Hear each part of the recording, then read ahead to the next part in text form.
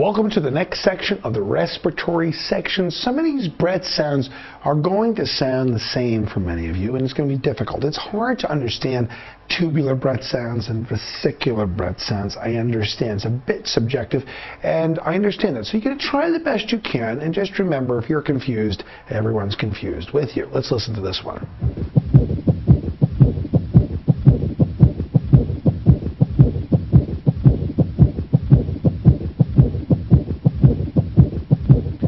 This one is a young man who comes to the emergency department. He's got chest pain and a fever, and he's got pain that is going to be sharp. Sharp means not ischemic, so that's the first part. Also, the other reason you know it's not ischemic is because we're in the respiratory section, not the cardiac section, and it worsens with lying flat and with inspiration. So ischemic pain is not positional. Ischemic pain is not pleuritic. Ischemic pain is not positional, not pleuritic, and not tender. The diagnosis for this person when he's got sharp pain that worsens with lying flat, this is the same thing as saying gets better when he leans forward, gets better when he leans forward, and that's pericarditis. Pericarditis has an extra heart sounds, and the sounds are the rubs. What's the most accurate test is EKG for pericarditis.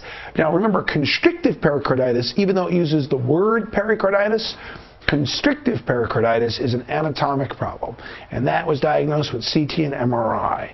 It's okay, constrictive pericarditis is an anatomic problem, but pericarditis is diagnosed with EKG, and the causes is most often viral.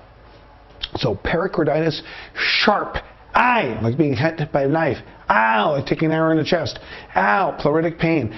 Worsens with leaning back is the same thing as saying better when you lean forward. Worse when you lean back, better when you lean forward. And the rubbing off. And the rub has three components, and that's what we're trying to play for you. A pericardial friction rub. I hope you can appreciate it. I hope you can hear it. Pericardial friction rub. Now that pericardial friction rub is scratchy or leathery or rubbing against it, and the most accurate test, the EKG has ST segment elevation everywhere or PR segment depression. ST segment elevation everywhere and PR segment depression. PR segment depression, remember, not prolongation, but depression. PR segment depression. And remember, later it goes through an evolutionary pattern just like a myocardial infarction. First we have ST elevation, PR segment depression, and then later on the T waves invert. And that is what you're going to have here with pericarditis. The most common is virus, but remember, any infection could cause it. The most common is viral, but remember, any infection could cause it because really it comes down to the fact that, well, just like pneumonia, you could have streptococcus causing pneumonia, but you could have streptococcus causing pericarditis. You could have staph causing pneumonia, and you could have staph causing pericarditis. You could have viruses causing pneumonia, and you could have viruses causing pericarditis. So the same way almost any infection of the lung inflames the pleura, that same inflammation can go through to the pericardium. The same way that lupus can cause a pleuritis, lupus can cause a pericarditis.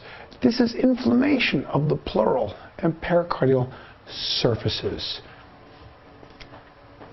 Next one. What's that sound?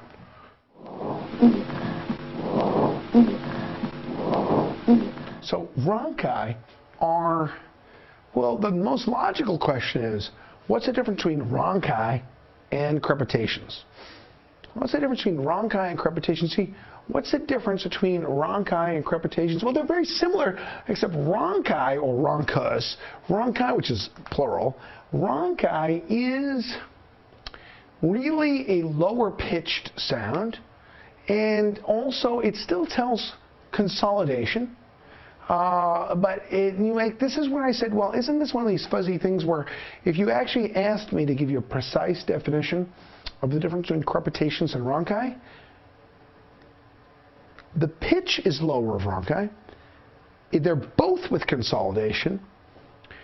And bronchi is more liquidy sounding and not as high pitched as wheezing. They're both during inspiration, both bronchi and crepitations, But if crepitation sounds like Velcro, pop, pop, pop, pop, pop, pop, pop, rhonchi is more low-pitched, guttural sounding, gurgling, yeah, like bubbles going through water. It's a good name for it. And you say, well, does it mean something different? No. Rhonchi and crepitations have almost the same meaning, which is to say fluid and consolidation in larger airways, and association with inflammatory secretions and drowning, but more secretions than pneumonia, rhonchi. So with all the excess of inflammatory secretions, you have a lower pitch sound because it's going through larger airways. Crepitations are the sound of alveoli opening. Rhonchi is the sound of air going through bronchi. Crepitations is the sound of alveoli opening. Rhonchi is the sound of airs going through bronchi. And that's the difference. Clogged up mucus going through an airway is rhonchi. Crepitations, popping open alveoli, that is pneumonia. They're close to the same meaning. Meaning you have a consolidated lung. But crepitations, alveoli, rhonchi, airways. And that's the difference. Time for something completely different.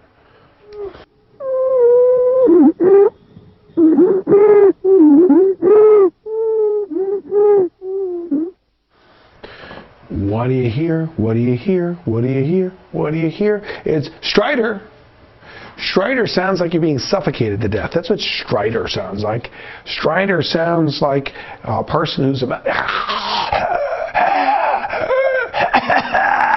like you're being strangled to death. Man, it's disgusting.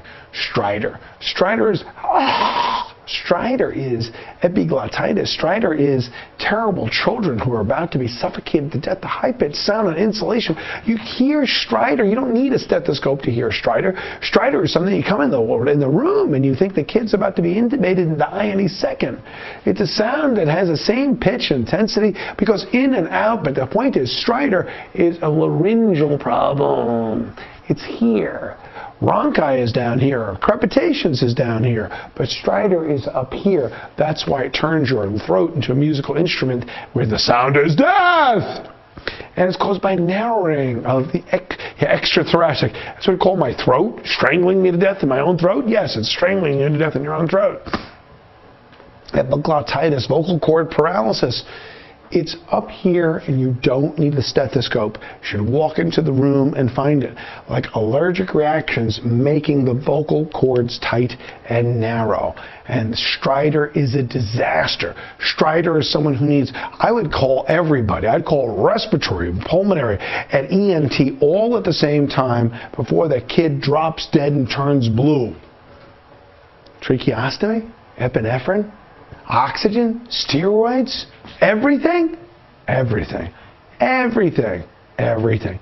Stridor, upper airway. Stridor, suffocating. Stridor, you don't need a stethoscope. Stridor, epiglottitis. Stridor, this is what you're supposed to get at your level. At your level, you want this. You know what? People give too much information, so I'll give you the right bottom line of our stridor. Disaster! The kid's going to die. Thank you very much. Next. Subcutaneous crepitus is a popping in the skin. You can actually feel it. It feels like Rice Krispies. You know what Rice Krispies are? Anyway, it's like squeezing on your Cocoa Puffs, and you feel it. It's in the chest, but it's palpatory. Subcutaneous crepitus is palpatory. It's not a sound. It's a feeling. It's a feeling, and it happens when you have air underneath the skin. It's usually from the lungs popping. And it's usually a sign of barotrauma. In other words, pressure of air going through the chest and causing you to have air popping through your skin. It's totally and utterly disgusting. Like, that's why I play with it a lot. When I see it with people, I go like, pressing on it, like, wow, that's so cool. Holy crap, man. Whew, I hope it doesn't happen to me. So it's a palpable feeling. It's not a sound. It's a feeling. It's like bubble wrap. You know bubble wrap? They like the crack, crack, crack, crack, crack, crack, crack, crack, crack. Bubble wrap. Stepping on bubble wrap. Pop, pop, pop, pop, pop, pop, pop, pop, pop. But it's a feeling of subcutaneous air in your skin where you're pressing on the skin. You feel it popping. And so you put in an endotracheal tube, and the pressure pops it open, and it's associated with these wounds and rupture and air dissecting through tissues. It's air dissecting through tissues that causes gas. Not gas forming like you have Clostridium. Not gas forming like you have Clostridium, like it dissects through. That's a kind of an infection. That's a kind of a pregangrene. Gas forming infections. So most subcutaneous emphysema we have now is not from gas forming organisms. That's a real rarity. It happens from an adverse effect of too much medical care. You intubate someone and it pops open something somewhere. Okay, so we don't see it. I mean, yes, it's true that infections and gas gangrene can cause it, but you don't have to worry about those people because those people are about to die. Subcutaneous emphysema is a feeling in the chest, ruptured esophagus. For an infection, it's a super emergency. You're about to die any second. But for the subcutaneous emphysema from trauma, barotrauma, intubation, popped lungs, it means you need to adjust your tube. It's a feeling. Feeling. Speaking of feelings, what is that? Ooh, let's hold hands. Ooh, tactile fremitus. I feel the vibration. You've got a vibrator in your chest. Ooh. Yeah, what's tactile fremitus? Ooh. Tactile fremitus is a feeling of consolidation as people feel the sounds going through them. It's a feeling of sound being transmitted into my hands. Increased density of lung increases tactile fremitus. Tactile fremitus means grabbing your vibrator by the hand. That's what fremitus is. You feel, haven't you thought of changing the AA batteries? So tactile fremitus. What increases, what decreases? More consolidation increases fremitus. Less consolidation decreases fremitus. Tactile fremitus is the palpable vibration. The patient speaks, and you can literally feel the vibration through the chest wall. When lung density is increased, more vibrations are transmitted to the chest wall, and fremitus is increased with more vibrations as it goes through. You put your hands on the chest wall, you feel for the vibrations, the patient says the words, we say 99, but it could be anything, and you feel the increased vibrations from the chest wall. Now, when the lung is separated from the chest, too much air or too much fluid? Too much air, too much fluid, too much air, too much fluid. You don't feel the vibrations as much because the liquid deadens them and the pneumothorax deadens them. So they're increased by lung consolidation and decreased by air from the pneumothorax and decreased by pleural effusion as it goes through the chest wall. Fremitus. Now, I could continue to ask you what's the best initial test, most accurate test, but for almost everything here, in the entire respiratory section, the answer is chest x-ray, chest CT. Chest x-ray, chest CT. How come not an MRI? Because MRI is based on water density, and the water density of most soft tissues is about the same, so it's not like the brain and the bone, which is markedly different water densities. These are the densities of where everything is about the same. So when you have emphysema emboli, you don't feel the vibrations coming through as much. Who's this dude? What does he have? As if you put those little things over his eyes, you won't even know who he is, of course, right? So this is a guy who's in a tripod position. This tripod position where you're leaning with your hands. Like you see, if you're out of breath when you've been running, you see runners, and then when they finally are going to stop, this is the position that holds the lungs open the most. And that's a tripod position from emphysema. Because it literally holds your chest wall open the most. And that's why it is that runners should walk it off, but if they're really super exhausted, they're leaning forward. That tripod position is the maximum way to open the lungs. The test, of course, is a chest x-ray and a chest CT. You lean forward because you're trying to augment breathing, and it actually pops open the rib cage so you can get a breath in. And we can use the words COPD and emphysema essentially interchangeably. COPD and emphysema for us are interchangeable terms. They mean hyperinflation, flat diaphragm, hyperinflation, flat diaphragms, increased residual volume, increased total lung capacity, increased residual volume, increased total lung capacity, and flat diaphragms, because all that extra space is dead lung called residual volume. The chest x-ray shows flattened diaphragms, and here's the biggie. Pulmonary function tests show decrease in FEV1 and a decrease in the ratio of FEV1 to forced vital capacity. What test becomes abnormal first in COPD? The one that becomes abnormal first in COPD is called the FEF, forced expiratory flow 2575. FEF, forced expiratory flow 2575. It's the middle part of the breath. The middle part of the breath. FEF, forced expiratory flow 2575. The middle part of the breath. It's the mid-maximal flow. That's what's first. That's what's first. And then the FEV1 goes down. The force, and this takes advantage of things like elastin fibers are destroyed, you can't exhale. Elastin fibers are destroyed, you can't exhale. Extra compliance, you can't exhale. Next one. What do you hear?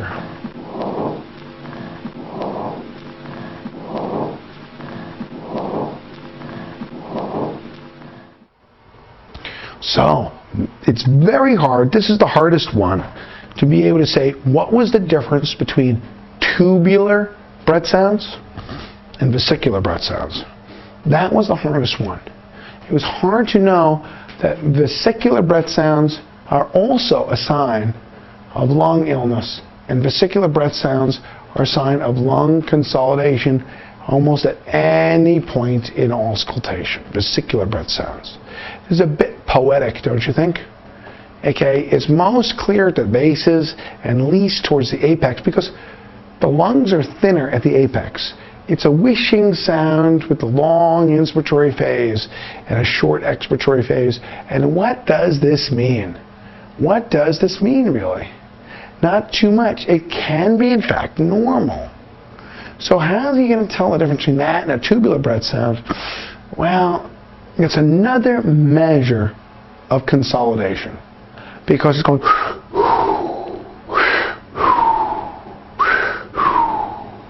it's not bad, actually. It's not bad.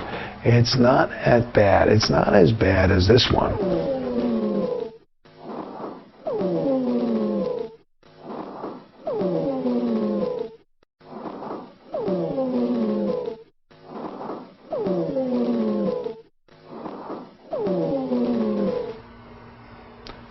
It's not as bad as wheezing. Wheezing are expiratory sounds. Wheezing is always evil. Wheezing is a high-pitched sound, expiratory. Wheezing is caused by asthma and bronchoconstriction. Wheezing, the most accurate test is pulmonary function testing. What part of pulmonary function testing? Pre and post bronchodilation, methacholine stimulation, pre and post bronchodilation, methacholine stimulation. Wheezing is expiratory, high-pitched. You're in deep poo-poos, man. Because it's a high-pitched, this musical quality. I hope I never go to a musical. It sounds like this. What's the musical called? I'm gonna die. That's the musical called, because it's expiratory sounds where you have bronchospasm and expiration, and it's caused by narrowing of the airway, turbulent flow. And you know what what's worse than having wheezing? When the wheezing stops. What's worse than fighting in a relationship? Hello? Hello? Hello? That's worse than fighting. Hello? This phone call has been disconnected. That's worse than fighting. So wheezing is expiratory. Wheezing is asthma. Wheezing pulmonary function test. Pre and post bronchodilation, and also methacholine stimulation to make the diagnosis. Now, this is most often a bronchospasm is found in asthma. Sometimes the edema fluid. There is the cardiac asthma. This cardiac asthma, we have extra fluid building up in that chest, and you go, oh, there's wheezing because the bronchi are getting fluid. However, remember that the wheezes, when you hear them, are expiratory. The longer the expiratory phase, the worse it is, and it can be caused by sometimes, rarely, the foreign body partially blocking a bronchus, making us wheeze us. Now, the most accurate test is a pulmonary function test. And the pulmonary function test, you ready? Low FEV1. And here's the key word, reversibility. Reversibility. In other words, bronchodilators change it. Methacholine changes it because COPD does not change with bronchodilators. COPD does not change with bronchodilators. Bronchodilators change asthma. Final one. What is it? Final one, what do you hear?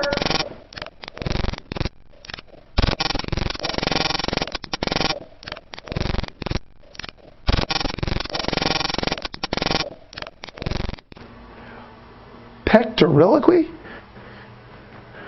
What the hell is that? Pectoriloquy. I don't know what it is, but it's such a cool name, right? Whispered pectoriloquy. Whispered pectoriloquy. What does that mean? Speak to the penis quietly. Hello? How have you been? Whispered pectoriloquy. Do you know that you're not supposed to be every night? What is this whispered pectoriloquy thing? The whispered pectoriloquy thing. What's the most common cause of that? What's the most common cause of that? Whispered pectoriloquy. What's the most common cause of that? What the hell is that? It says that a normal person shouldn't be able to hear whispers through the lungs. You shouldn't be able to hear anything. Whispers should not be transmitted through lungs. So you shouldn't be able to hear anything. Speak up, Conrad! So you shouldn't be able to hear whispers going through lungs. When the patient goes, 1, 2, 3, you shouldn't be able to hear it. But when you whisper and the person says, I can hear you clearly, it means those whispered sounds are passing through increased consolidation. And this is the theme we've had the whole respiratory section, which is density transmits and the air does not. Now that's hard to understand because here we're speaking in the air. So you say, hey, what are you talking about? Air sets up vibrations for us. Yeah, but air's got to go through a chest wall, and transmitting it from air to chest wall, more density transmits it more. Whispered pectoriloquy transmits it more. It's a fantastic thing to have all these breath sounds and heart sounds and neurological things condensed together in one place. The physicality, the pathology, the pharmacology, the biochemistry to consolidate in one moment for a few hours to see all the magnificence of the human body in one cataclysmic consolidation. See you in the next course. Thanks for coming to spend some time with us.